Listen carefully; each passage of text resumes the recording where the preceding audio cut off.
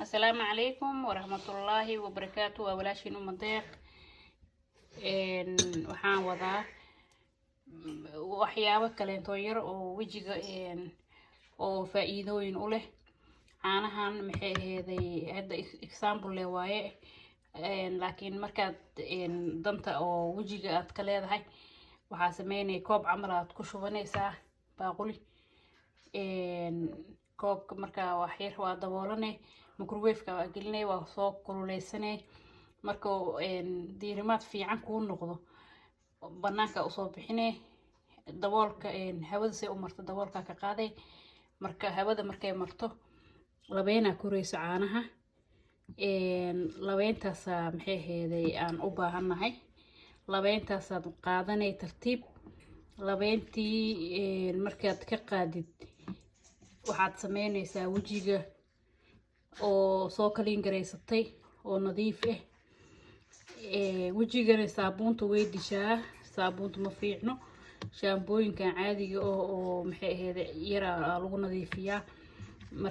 marka soo kaliin gareysatid iyo saabuunana way jiraan wajiga loogu talagalo nafaqo leh laakiin saabuunadeena caadiga wajiga difinka ka dilaysa iska ilaaliyo kadib wajiga kaliin aad marsanay labeen yara ka soo baxayso waad aragtaan hadda intaan way yar tahay laakiin koob camal aad kululeysanaysaa example le hadda u soo qaatay labeen marka wajigaada ku filan way kaaga soo baxay markii leerta marto inta jikada aad hagaajinaysid oo ama wax aad karinay ama nadaafad yar aad ku jirtid wajiga maxay ahayd nadiif ah qac ku siinay waa marinay ilaa shaqadaada aad ka bagto ku marsanaa karaa kadibna markaad shaqadaada bagtid oo wajiga soo kaliin gareysatid maasha Allah wajiga soo kaliin gareysanay biyo caadi oo ku nadiifinay maasha Allah wajigaada waxay aheeday nafaqaday labeenta soo celisaa difinka dilmay iyo wajiga maxay aheeday xoogaa bahdilmay iyo labeenta hadii maalmo aad isticmaashid labeenta maxay aheeday faa'iidooyin ay leedahay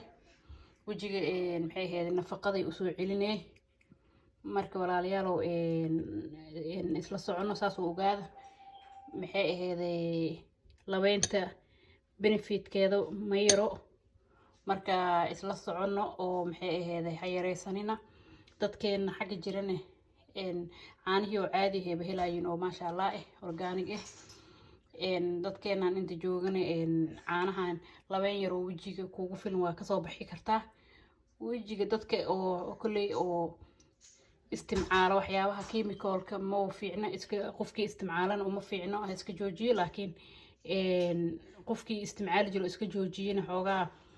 labeentaas waxay u soo celinaysaa nafaqo u soo celinay benefit badan ay u leedahay marka walaalayaal isla socono oo maxay aheeday waxyaabo yar yar oo fudud oo gurigaada ku yaalo oo jirkaada iyo wajigaadana wax u taraya jiro marka insha Allah walaalahayga intaas ay idila socodsiinayay khayr iyo barwaaqo isku ognahay afisi masaabax salaamu calaykum wa rahmatullahi wa barakaatuh.